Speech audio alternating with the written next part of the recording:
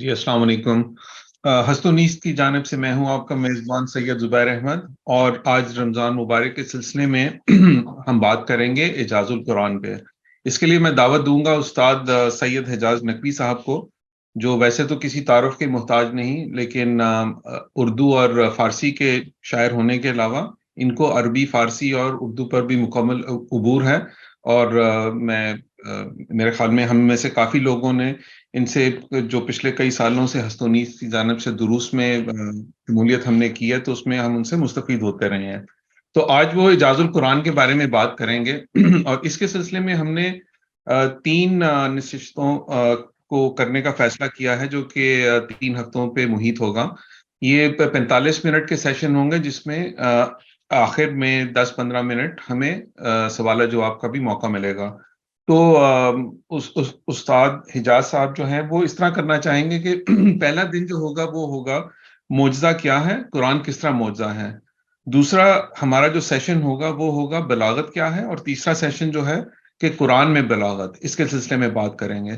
तो मैं दावत देता हूँ उस्ताद हिजाज नकवी साहब को कि वो हमें इसके बारे में बताएं।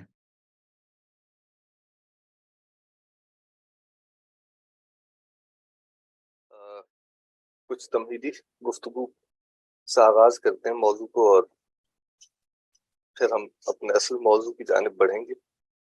मेरा ख्याल है कि बहुत अहम मौजू है, और मैं खुद पहली दफ़ा कोशिश करूंगा कि इस मौजू पर गुफ्तगू की जाए। गो के बहुत पुराना मौजू है ये मेरा, और मुख्तलिफ क्लासों में इसके इशारे आते रहे हैं। अब बाकायदा ये जसारत की है कि इसको एक मौजू के तौर पर पेश किया जाए। और ऐसा नहीं है कि ये पहली दफ़ा मैं इस मौजू को मतरह कर रहा हूँ। कई सदियों से ये मौजू है कि कुरान जो मौजज़ा है वो कैसे है।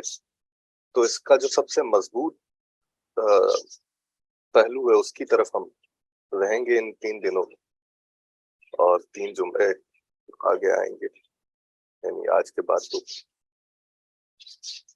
बात को शुरू इस तरह करना चाहिए, मेरा ख्याल है कि हम मौजज़े को जाने कि मौजज़ा क्या है, और कभी भी जब किसी चीज के बारे में दावा किया जाता है तो ये मौजज़ा है, तो उससे क्या मुराद हो। अब मिसाल के तौर पे हमारे पास कुरान है, जिसके बारे में इस्लाम का ये दावा है कि ये मौजज़ा है, यानी कि इससे आप दीन हक की तरफ माइल हो सकते हैं। दर हकीकत सही चेन दीन की तरफ जाने की यही मौजज़ा होती है। हर जमाने में कभी भी हम ये नहीं कहते कि हम दीन हक की तरफ जा सकते हैं बगैर किसी खारिजी यानी एक्सटर्नल सपोर्ट के, यानी इंसानी जहन पर भरोसा करते हुए सही पहचान दी। तो उसके लिए जो पैगंबर आते हैं, जो रसूल आते हैं, उनके साथ मौजज़े दिए जाते हैं ताकि वो आपको एक खारिजी सपोर्ट एक फराहम कर सकें, जिससे आप काने हो जाएं और फिर उनकी बात मानने लगें। ये आसान लफ्जों में मैं थोड़ा सा इसको बयान करूं। अब बहुत दिलचस्प बात यह है कि कुरान में एक सूरह है, उसका नाम है सूरह शुआरा। और सूरह शुआरा की जो वजह शोहरत है वो उसकी आखिर चंद आयतें हैं कि वह शुआरा हुमुल गाबून, शुआरा गुमराह हैं और उनकी कौन पैरवी करता है, वगैरह वगैरह। जबकि मेरा ख्याल है कि जो हमारे इन 3 दरसों का मौजू रहेगा वो इस बात का दिफा करना नहीं होगा कि शायरी के बारे में कुरान का क्या स्टेंस है, और उसको हम इस्लाम में शायरी को किस तरह देखते हैं। वो एक अलग मौजू है, उसके ऊपर बहुत तफसील चाहिए। अलबत्ता सूरह शुआरा का अगर आप मुताला करें, क़िराअत करें, तो आपको मालूम होगा कि बात कुछ और हकीकत में की जा रही है। यानी जब आप पढ़ने लगते हैं तो आपको मालूम होता है तमाम पैगंबरों के मौजज़े की बात की जा रही है सूरह शुआरा में। उसमें सर-ए-दस्त वो वाकया जिसमें हजरत मूसा और हारून फिरौन के दरबार में जाते हैं और वहां पर उनको मौजज़ा दिखाना होता है। उस पूरे वाकये की तफसीली सूरह शुआरा में। तो जब आप इसके कॉन्टेक्स्ट को देखना शुरू करते हैं तो आपको मालूम होता है कि اصل میں جو بات جہاں پر پہنچ رہی ہے وہ کیا ہے، اور اس سورہ کا نام سورہ شعراء کیوں ہے؟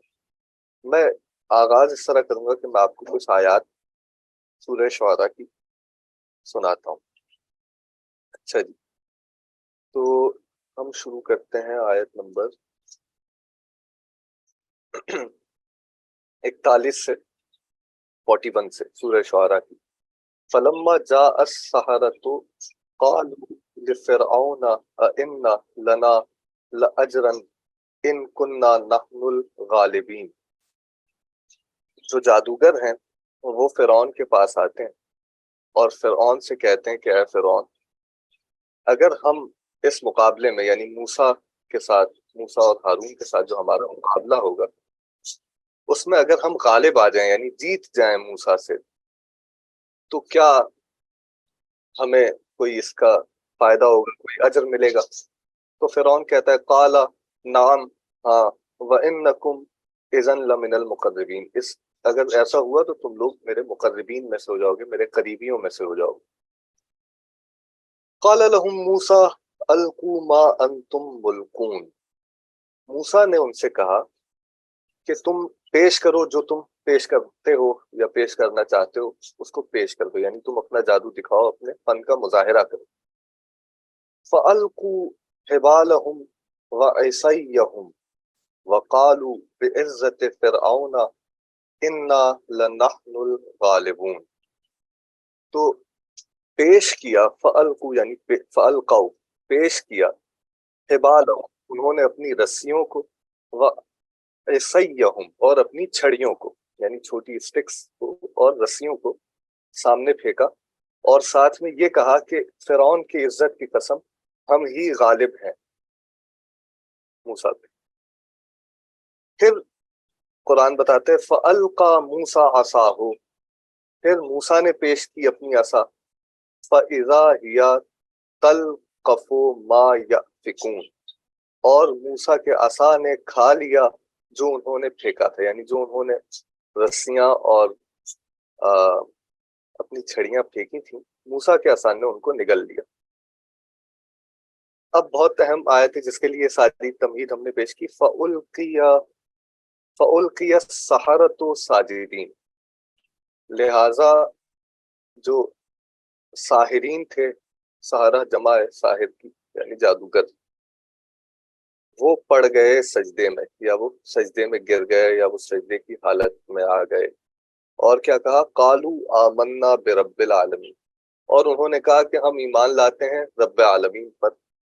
اور ایک اور بات کہی، رب موسیٰ و ہارون، اور اس رب پر ایمان لاتے ہیں جو موسیٰ اور ہارون کا رب ہے.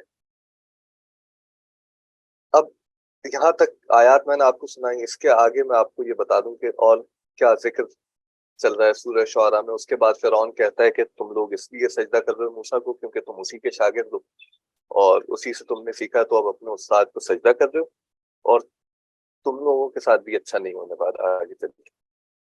تو وہ لوگ کہتے ہیں اب ہمیں کوئی پرواہ نہیں ہے، ہمیں امید ہے کہ ہمیں ہمارا جو حقیقی خدا ہے وہ بچا لے گا. اور پھر وہ موسیٰ کے ساتھ ہو جاتے ہیں، پھر نیل کا 2 ٹکڑے ہونا وغیرہ وغیرہ واقعات آپ کے ذہنوں میں ہوں گے. اور پھر میں یہی کہوں گا سورہ شعراء ایک مرتبہ اس نظر سے اس کی تلاوت کریں کہ وہ آپ کو معجزے کے بارے میں کیا بتا رہی ہے سورہ.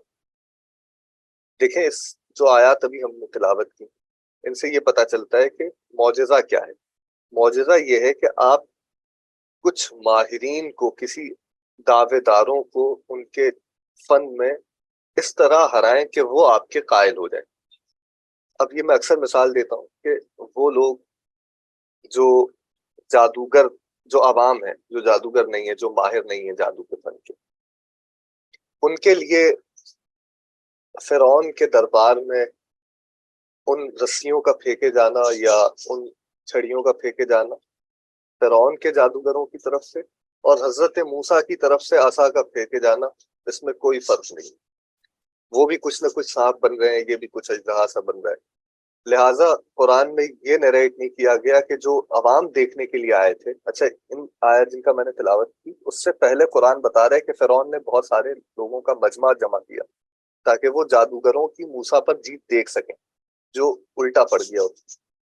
اور لوگوں نے یہ دیکھا کہ جادوگروں نے موسیٰ، تو یہ بھی باقاعدہ اس لیے اہتمام کیا گیا قرآن میں بتانے کا کہ یہ لوگوں کے سامنے مناظرہ ہو رہا تھا اور لوگ سجدہ نہیں کر رہے تھے موسیٰ۔ یعنی اگر لوگ سجدہ کرنا ہی چاہتے تو وہ فرعون کے جو درباری جادوگر تھے ان کو سجدہ کرتے، اور ضروری نہیں تھا کہ وہ موسیٰ کو ہی کرتے۔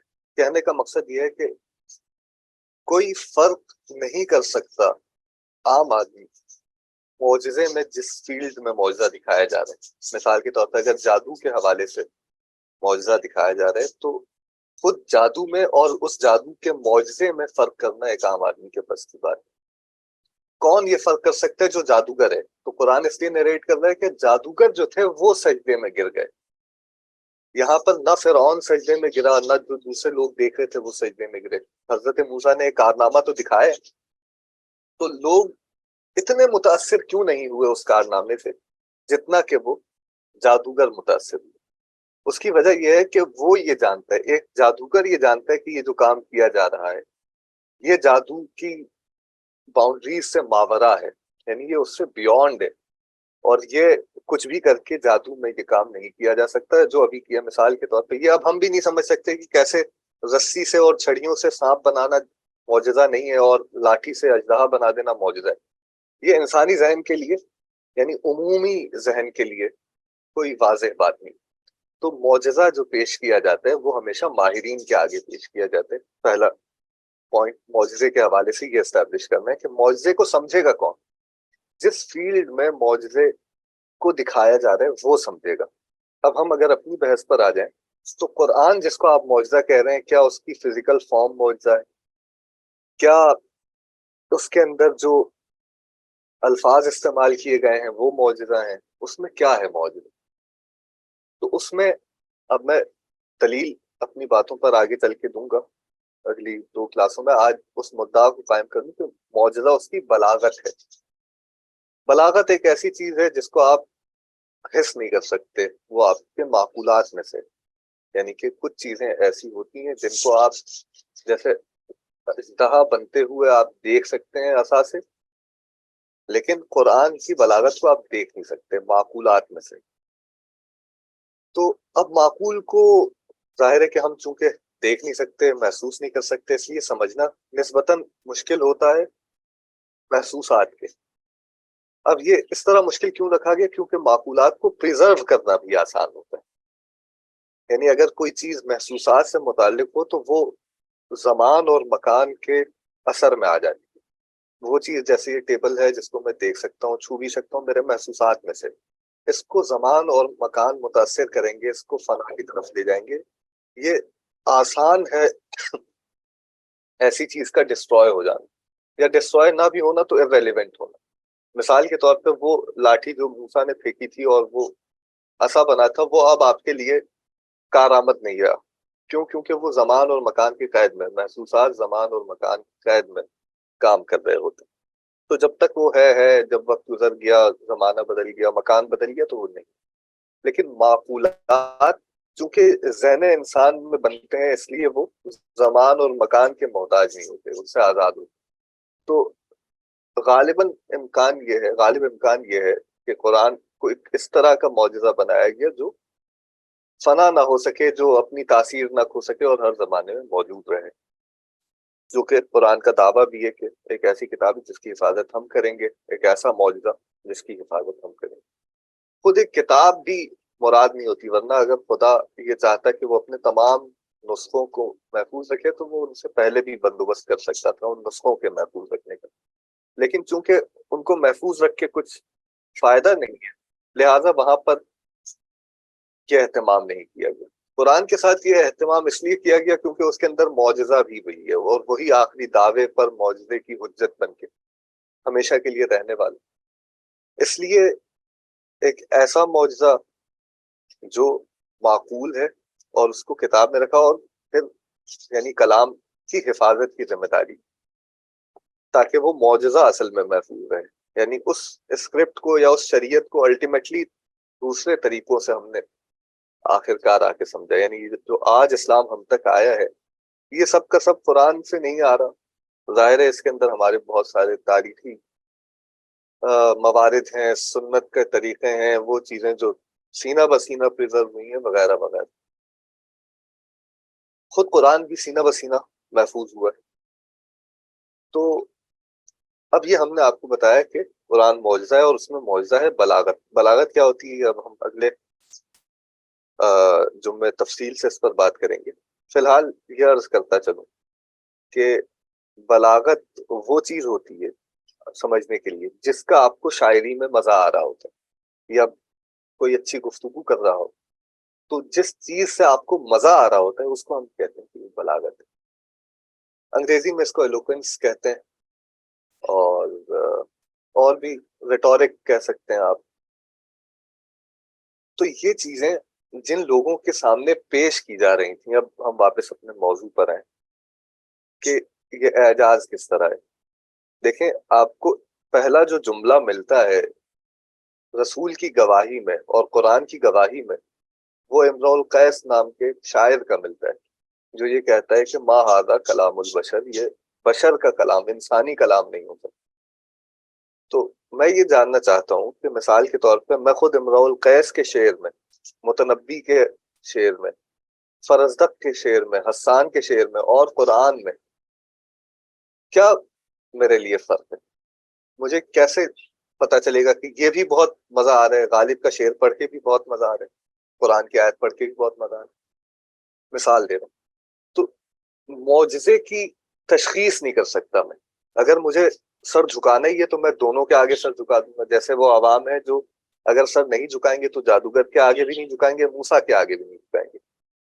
اگر جھکائیں گے تو دونوں کے آگے جھکائیں گے، کیونکہ ان کے لیے دونوں ہی چیزیں ایک ہی، یعنی اس میں فرق نہیں کر سکتے کہ یہاں معجزے کی حد کہاں شروع ہو رہی ہے.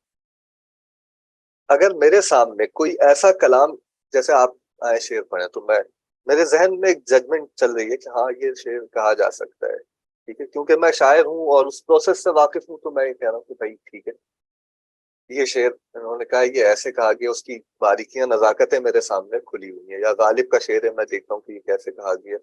لیکن جب میں قرآن کو دیکھوں تو دنگ رہ جاؤں اس حوالے سے کہ یہ بشر کہہ ہی نہیں سکتا تھا. یہ ہے اس معجزے کے درک کرنا، جس کی الٹیمیٹلی میں نے جیسا عرض کیا کہ ہم نے گواہی لی ہے ایک شاعر سے. تو اب شاعر کیوں گواہی دیتا؟ کیونکہ وہ اس فن میں ماہر ہے، وہ اس کی انسانی حدود کو بھی سمجھتا ہے، وہ اس فن کی گہرائی کو بھی سمجھتا ہے، اور وہ یہ سمجھ سکتا ہے کہ آخر کار کوئی ایسا کلام کیا ہوگا جس کے اندر بلاغت کی وہ نہج ہو جو انسان کے ہاتھ میں نہ آئے، یا فصاحت کی وہ نہج ہو جو انسان سے نہ ہو پا سکتی، یعنی وہ انسان کے بس کی بات نہ ہو. یہ ہے کل معجزہ قرآن کا. یعنی اس میں ذیلی معجزے ہیں، لیکن جس چیز کو چیلنج کے طور پہ پیش کیا گیا وہ یہ چیز ہے. اور ظاہر ہے کہ یہ بات آپ میں سے بیشتر لوگ جانتے ہیں کہ جب ہم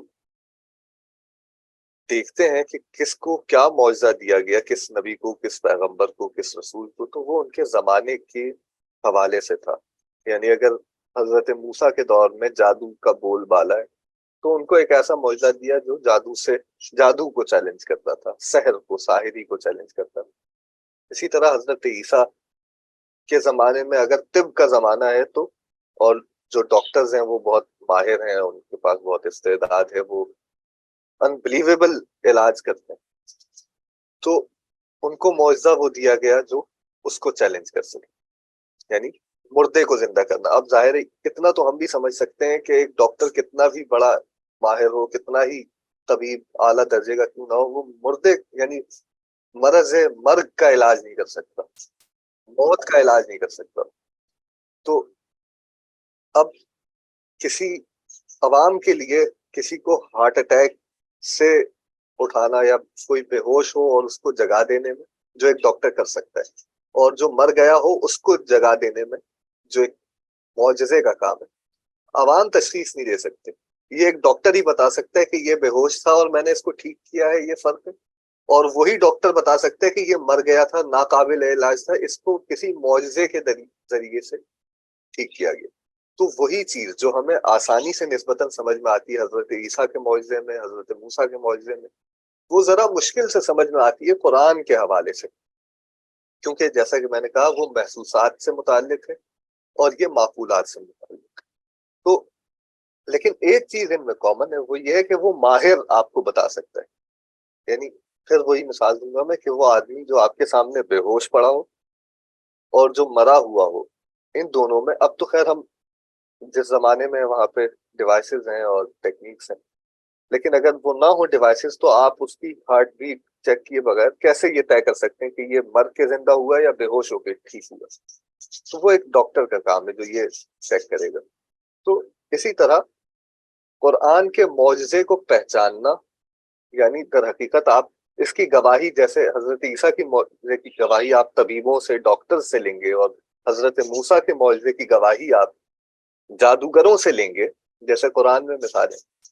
اور اسی طرح پیغمبر کے، رسول کے جو معجزہ ہے ان کی گواہی آپ شاعروں سے لینے پر مجبور ہیں، کیونکہ وہ اس لمٹ کو سمجھتے ہیں کہ کہاں انسانی حد ہے اور کہاں انسانی حد کے باہر. میرا خیال ہے کہ یہاں پر مجھے سانس لینا چاہیے. جی بہت شکریہ استاد نقوی صاحب. تو حجاز صاحب اگر آپ اجازت دیں تو کچھ سوالات لے لیں، یا آپ کیا آپ سجیسٹ کریں گے؟ بالکل، میرا خیال ہے سوال لینے، کیونکہ اب میرے ذہن میں جو تھا بتانے لائق وہ تو میں نے کسی حد تک بتایا، اب کیا سمجھ میں آیا اس کے بعد طے ہو.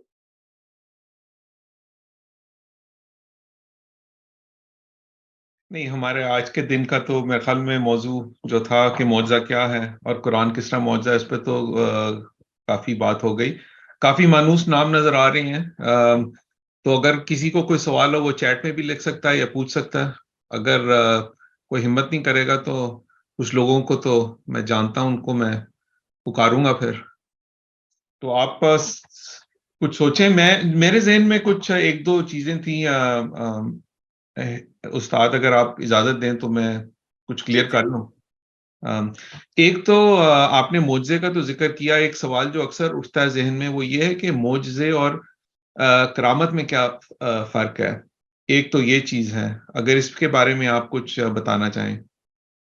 دیکھیں، اس یعنی فنڈامنٹلز میں کوئی فرق نہیں ہے، جس کو ہم ایک طرح سے انسانی مہارت کہتے ہیں. پہلے آپ کو یہ بات سمجھنی ہوتی ہے کہ خارق العادہ کوئی چیز کیا ہوتی ہے، یعنی جو نارمیلٹی سے بیونڈ ہو.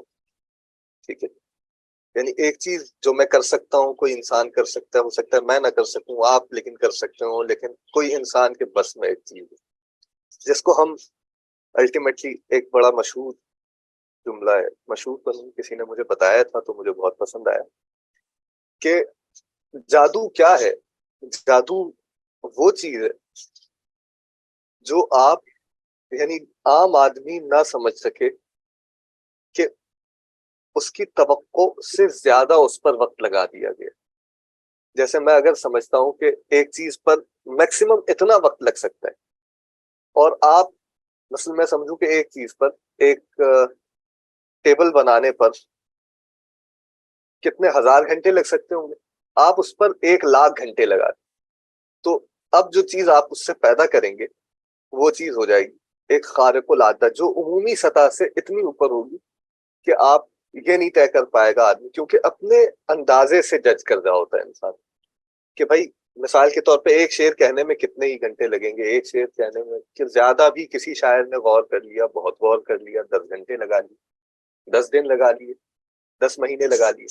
اور آپ ایک شعر کہنے پہ اگر 10 سال لگا لیں تو وہ 10 سال کے بعد جو چیز آپ پیش کریں گے وہ ایک خارق العادہ چیز ہوگی. یعنی ایک چیز پر اتنا ایکسلنٹ وقت لگا دینا کہ وہ عمومی ذہن سے اوپر اٹھ جائے. تو اس کو نہ ہم معجزہ کہتے ہیں نہ کرامت کہتے ہیں، اس کو کہتے ہیں ریاضت. ٹھیک ہے، ہر فن میں، ہر علم میں، ہر جس پر آپ فوکس کرتے ہیں ایک خاص وقت دیتے ہیں، اور ایک عام آدمی کی ایکسپیکٹیشن سے زیادہ اس چیز کو وقت دے دیتے ہیں، اتنا دے دیتے ہیں کہ وہ سوچ بھی نہیں سکتا کہ اس پہ اتنا وقت لگایا جا سکتا. تو اب وہ چاہے وہ موسیقی ہو، چاہے وہ شاعری ہو، چاہے وہ پینٹنگ ہو، وہ چیز آپ ایک عام آدمی کے لیے اس درجہ عمومیت سے بڑھ جاتی ہے. البتہ ابھی یہ کرامت اور معجزے کی کیٹیگری میں داخل نہیں ہے. وہ کیٹیگری وہاں شروع ہوتی ہے جہاں پر یہ ریاضت کے بھی پاؤں شل ہو جاتے ہیں. یعنی کہ آپ ریاضت کر کے بھی اس تک نہ پہنچ سکیں اور ایک ایسی حد پر آ جائیں جس کو ہم کہتے ہیں اعجاز کی حد شروع ہو گئی، یعنی کہ جس میں ایک ایسا مقام آ گیا ہے جہاں پر معجزہ ہے۔ اب کرامت اور معجزہ اس طرح تو اس سلسلے میں ایک ہی سیکشن میں ہے کہ وہ ریاضت اور مزاولت اور جس کو ہم کہتے ہیں ارتیاز اور ارتکاز وغیرہ وغیرہ، ان تمام مراحل سے بلند ایک مرحلہ ہے۔ اب ایگزیکٹلی ان دونوں میں کیا فرق ہے؟ اچھا میں دوبارہ یہ بتا دوں کہ ان کے ہم مشترکات دیکھ لیتے ہیں، جیسا کہ کیا کہ یہ ایک عمومی حد سے بلند ہے اور اس حد میں ساتھ ہے جس میں آپ ریاضت اور ارتکاز سے نہیں پہنچ سکتے۔ پھر یہ دونوں خارجی سپورٹ کے ساتھ ہیں، یعنی کہ آپ کو انسان کے اندر ایک خارج سے ایک چیز آتی ہے۔ مثال کے طور پہ یہ جو موسیٰ کا عصا پھینکنا ہے، یہ پریکٹس نہیں کر رہے تھے کہ میں اس اینگل سے عصا پھینکوں گا تو وہ اژدہا بن جائے گا، یہ ایک خارجی سپورٹ ہے، ایک امداد ہے جس کو ہم عالم بالا سے کہتے ہیں۔ تو کرامت بھی اسی طرح جو میں سمجھ سکتا ہوں کرامت کو، وہ انہی میں سے ایک ہے جو خدا کا ایک خاص لطف ہے۔ البتہ وہ کسی دعوے کے ساتھ نہیں ہوتا، بنیادی فرض یہ کہ جو معجزہ ہوتا ہے وہ ایک دعوے کے ساتھ ہوتا ہے، یعنی جتنے معجزے ہیں وہ کسی دعوی نبوت، دعوی خداوندی، مثال کے طور پہ دعوی مہدویت، دعوی امامت، ان دعووں کے ساتھ ہے۔ کرامت دعوے کے ساتھ نہیں ہوتی۔ سر ایک یہ تیمور صاحب محفل میں ان کا ایک سوال آ رہا ہے، لیکن میں ضمنی ایک بات پوچھ لوں، ذہن میں میرے اکثر آتی ہے، تو کیا غیر مسلم جو ہے وہ معجزہ کر سکتا ہے یا یہ صرف ہمارے ٹریڈیشن سے ہی یہ اس کا تعلق ہے، اور اگر کوئی اور کرے گا تو وہ کرامت ہم اس کو سمجھیں گے؟ جو یہ دعویٰ ہے کسی دعوے کے ساتھ کرنا، یہ صرف ہمارے ساتھ ہے یا اسے کس طرح سے سوچا جائے؟ میں ایک بات آپ کو واضح کر دوں کہ اسلام میں معجزے اور دعوے کا دروازہ بند نہیں ہوا ہے۔ لیکن نبوت کا دروازہ بند کرنے کا مطلب یہ ہوتا ہے کہ اب آپ اوپن ہیں اور چیلنجنگ پوزیشن میں ہے کہ اب کوئی دعوے دار ہے اور صاحب اعجاز ہے تو وہ اپنا معجزہ اور دعویٰ لے کے ہم دیکھتے ہیں۔ تو آپ اب ایک ایسی پوزیشن پہ ہیں جہاں پہ آپ نے اپنا ڈسکلیمر رکھ دیا ہے کہ ہمارے حساب سے اب یہ آخری معجزہ اور آخری دعویٰ تھا اور اس کو ہم نے مان لیا۔ اب اس کے بعد اگر کوئی دعوے دار ہوگا تو ہم چیلنجنگ پوزیشن میں، تو وہ ہمیں آ کے اپنا دعویٰ دکھائے، اگر واقعی وہ اعجاز کر دے گا تو ہم اور اس کے دعوے کو مان لیں گے، اس میں تو کوئی شک نہیں ہونا چاہیے۔ تو اسی لیے بعد میں بہت دفعہ یہ ہوتا رہا اور مسلمان اس کے سامنے اپنے دلائل رکھتے رہے۔ درست، بہت شکریہ جی۔ تیمور صاحب آپ کچھ کہیں گے؟ جی بہت شکریہ زبیر صاحب، اجاز صاحب۔ تو ایک ذہن میں سوال آ رہا تھا کہ اس کا کوئی مثال اگر دے سکیں کہ اب امر القیس نے کیا دیکھا ہوگا اور اس میں کیا ایسی بات تھی جس سے کہ اس کی نظر سے بتائیے یا شاعر کی نظر سے کہ یہ کلام جو ہے یہ انسان کا نہیں ہے، وہ اس طرح صرف کہہ دینے سے تو مجھے تو نہیں سمجھ آئی۔ نہیں، وہ ہمارا اس پہ باقاعدہ ایک تفصیلی سیشن، تیسرا جو سیشن ہے، یعنی اگلا جو سیشن ہوگا بلاغت کیا ہے اور پھر بلاغت کو اپلائیڈ قرآن میں دکھانا۔ میں ایک مثال کے طور پہ آپ کو کچھ چیزیں بتا دیتا ہوں۔ مثال کے طور پہ ایک صنعت ہے جس کو ہم لف و نشر کہتے ہیں، یعنی کلام کو جو چیزیں خوبصورت بناتی ہیں، اس کے لیے اب ہم عمومی بلاغت پہ جاتے ہیں جو شاعری میں پائی جاتی ہے، جہاں پر مثال کے طور پہ آپ کو کوئی شعر کیوں پسند آتا ہے، اس کے اندر کیا چیز ہے جو اس کو شعر بناتی ہے، کیا چیز ہے جو اس کو شعر کے مرتبے سے اوپر لے جاتی ہے، کیا چیز اس کو بہترین شعر بناتی ہے اور پھر اس کو اور اوپر لے جا کے ہو سکتا ہے اعجاز کے مرحلے میں داخل کرتے ہیں جو بلاغت کے لیول پہ۔ یعنی ہم قرآن میں اب یہ دیکھ رہے ہیں کہ قرآن ایک ایسا معجزہ ہے جس میں بلاغت ایک ایسے لیول پر ہے جو انسانی بس میں۔ تو یہ بلاغت، مثال کے طور پہ ایک چیز آپ دیکھتے ہیں شاعری میں بہت دفعہ آتی ہے، وہ ہے قافیہ۔ ٹھیک ہے، یہ بہت سامنے کی ایک مثال دے رہا ہوں، جو اب قافیے کا ایسا استعمال کرنا کہ وہ مفہوم کو باقی رکھے، یہ شاعر کو پھنسا رہا ہوتا ہے۔ شاعر قائد ہوتا ہے قافیے کے قائد میں کہ وہ اپنی بات کو بیان کرے بغیر قید ہوئے ہوئے، بغیر پھنسے ہوئے. مثال کے طور پہ اگر میرا پہلا شعر ہے، اس کے اندر جواب پہلے مصرے میں قافیہ ہے، رائم اس کی جو رائمنگ ہے وہ اس طرح ہے کہ جواب ہے پھر کباب ہے. تو اب میں مجبور ہوں کہ اب میں کیا قافیہ استعمال کر سکتا ہوں اس کے لیے، اور اب مجھے بات کچھ اور کہنی ہے لیکن مجھے قافیہ گائیڈ کر رہا ہے کہ تم یہ کہو، کیونکہ اب قافیہ کی خاص اجازت ہے. مثال کے طور پہ اب میں شراب رکھ سکتا ہوں تو وہی مضمون لکھوں گا جو شراب سے متعلق ہوگا. پھر اس کے علاوہ اور کیا قافیہ اس میں رکھ سکتا ہوں، اس کے علاوہ اس میں مثال کے طور پہ نصاب رکھ سکتا ہوں. تو اب مضامین مجھے قافیہ بتا رہا ہے کہ اب یہ مضمون لکھوں. پہلا تو جب قافیہ کا انتخاب تھا تب میرے پاس ایک ایجنسی تھی، اب مجھے قافیہ بتا رہے ہیں کہ اب تم یہ مضمون کہہ سکتے ہو، یہ نہیں کہہ سکتے، کیونکہ اب میں تمہارے قابو میں نہیں آؤں گا. تو اب آپ کو ایک 13 14 15 اشعار کی بھی غزل لکھنی ہو تو آپ کے لیے ایک مصیبت ہو جاتی ہے کہ آپ جو کہنا چاہ رہے ہیں قافیہ ساتھ نہیں دے رہے. تو اور جو قافیہ کہلانا چاہ رہے ہیں الٹیمیٹلی آپ اسی پہ کمپرومائز کر کے وہی کچھ کہہ رہے ہیں جو قافیہ آپ کو. اب اس میں پورا ایک جنگ قافیہ کی چل رہی ہوتی ہے شاعر کے ساتھ. اب آپ دیکھیں گے کہ قرآن میں پوری صورتیں ہیں جو قافیے میں ہیں، مقفع ہیں، یا جو پوری صورتیں مقفع نہیں بھی ان میں سے زیادہ حصہ جو ہے وہ مقفع ہے. اور یہ خدا کو پابند نہیں کرتا قافیہ، یعنی جب آپ پڑھیں تو وہ خدا وہی کہہ رہا ہے جو وہ کہنا چاہ رہے ہیں، اور اس کے لیے ایک ایسا قافیہ معین ہے وہاں پر جو ایسا لگتا ہے کہ یہی استعمال ہونے کے لیے آیا. اب یہ تو ہم آپ کو بتا سکتے ہیں جب آپ قرآن سے مانوس ہونا شروع ہو تو آپ کو اس کا اندازہ ہونا شروع ہوگا کہ بھائی اتنی روانی سے اپنی مرضی کی بات کہنا کسی شاعر کا کام نہیں ہے قافیوں کی قید کے ساتھ، کہ جب قافیہ ایک خاص لفظ ہے، ایک خاص رائمنگ آپ کو چلانی ہے اور آپ کو اپنی بات کہنی ہے. یہ مشکل اسی وجہ سے شاعری گمبھیرتا میں ہوتی ہے، ہمیشہ آپ کو سمجھ نہیں آ رہا ہوتا کہ یہ اتنی مشکل کیوں ہو رہی ہے بات، کیونکہ لفظ ایسا نہیں مل رہا قافیے کی وجہ سے آپ کو. یعنی شاعر نے ایک ایسا قافیہ دیا ہے جو وہ بات کہہ رہا ہے اس سے دور لے جا رہا ہے بار بار، جو اس کو ظاہر ہے کہ اس کی پابندی ہے، قید ہے اس کی زبان کی یا اس کی ووکیبلری کی. اب کوئی لغت رکھ کے بھی کہہ رہا ہو تب بھی وہ کتنا کہہ لے گا قافیہ. تو خدا کا جو کلام ہے پہلی آپ بات دیکھتے ہیں کہ وہ قید میں نہیں ہے قافیے کی، قافیہ اس میں ہے اور اپنے بہترین شکل میں موجود ہے لیکن وہ قافیے سے پابند نہیں ہوتی. اسی طرح یہ ایک چیز ہے، ایسی سینکڑوں چیزیں جو بلاغت کو بلاغت بنا رہی ہیں. اور یہ تو خیر بلاغت کی مثال بھی نہیں تھی، وہ اس سے اور بھی تھوڑی ڈیپ ہے. اس کے لیے جب ہم بلاغت کی کچھ سینچر پڑھیں گے تو آپ کو بتائیں گے کہ یہ کیسے قرآن. تو وہ سب پابندیاں جو کسی بھی آرٹ فارم کو آپس میں جوڑ کے رکھتی ہے، آرٹ فارم بنائے رکھتی ہے، وہ در حقیقت آرٹسٹ کو چیلنج کر رہی ہوتی ہے کہ تم یہ کر سکتے ہو یہاں پر اور یہ نہیں کر سکتے. اور اسی کو قادر الکلامی کہتے ہیں یا مہارت کہتے ہیں اس آرٹسٹ کی، کہ وہ کتنا اپنا پیچھا چھڑاتا ہے، اپنا دامن چھڑوا پاتا ہے. یعنی یہ نہیں کہ ان کو نظر انداز کر دیتا ہے ان اصولوں کو، ان اصولوں میں رہتے ہوئے اپنی مرضی کر پاتا ہے.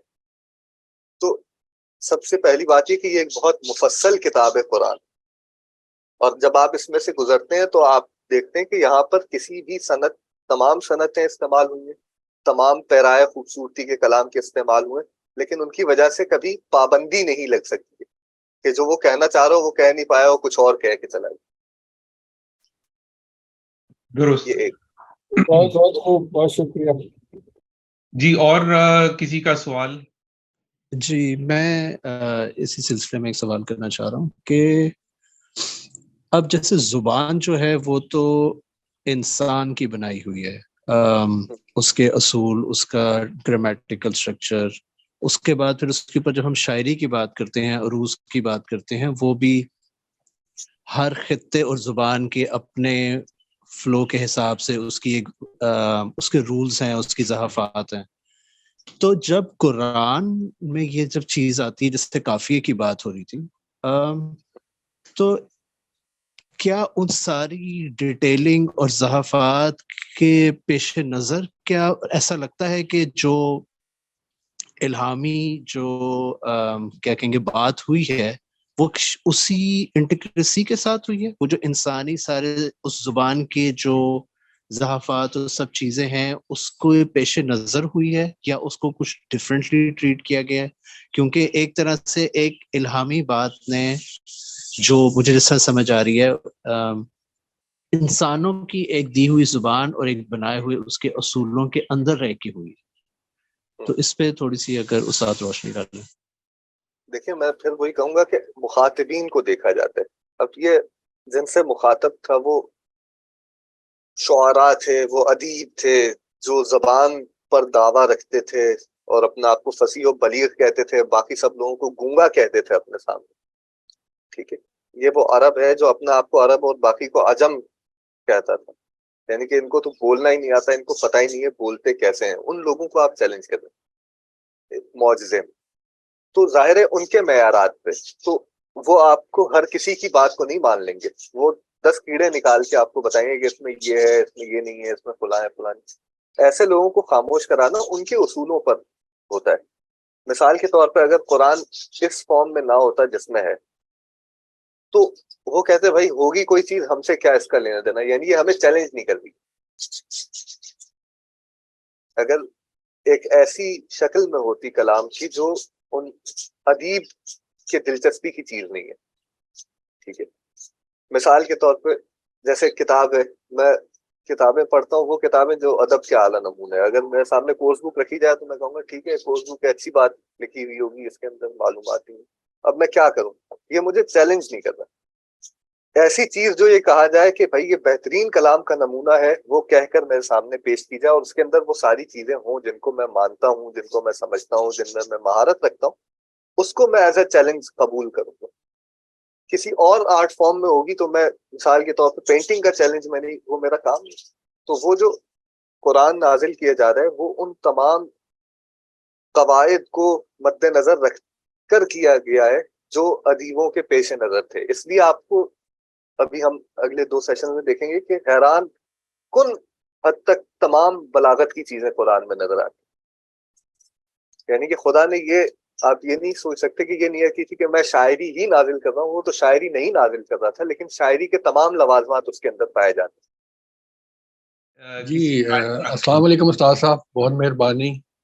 بس میں یہ چاہ رہا تھا کہ ہمیں آپ جی فصاحت کی ذرا آپ تعریف کر دیجئے اور بلاغت کی بھی تعریف کر دیجئے.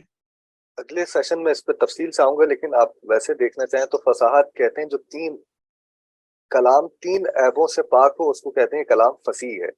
وہ 3 عیب کیا ہیں کہ اہل زبان کو اس میں لغت نہ دیکھنی پڑے. سب سے پہلا عیب یہ ہے کہ وہ غریب نہ ہو اہل زبان کے لیے. میں اردو میں بات کر رہا ہوں اور اردو بولنے والے میری بات کو سمجھنے کے لیے ان کو لغت دیکھنی پڑے، یہ کلام فصیح نہیں ہے.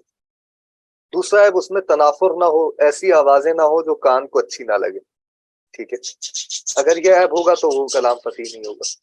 اور تیسرا عیب اس کا یہ ہے کہ اس میں تاکید نہ ہو، یعنی کہ وہ گرامیٹیکلی اپنی جگہ سے ادھر ادھر علاوہ نہ ہو، یعنی اس کا سبجیکٹ اور آبجیکٹ یا ورب کی وغیرہ وغیرہ جن چیزوں کی جو پلیسمنٹ ہے وہ اس سے بگڑی ہوئی ہے. تو یہ 3 عیب جس میں نہ ہو اس کو کہا جاتا ہے کہ یہ کلام فصیح ہے. اور بلیغ اس کلام کو کہا جاتا ہے جو اپنی جگہ پر ہو. یعنی بلیغ کلام میں فصاحت تو ہوتی ہی ہوتی ہے، اس کے اندر ایک اور بات یہ ہوتی ہے کہ وہ اپنے مقام کے اعتبار سے بالکل ٹھیک ہوتا ہے، یعنی اس سے بہتر نہیں ہو سکتا.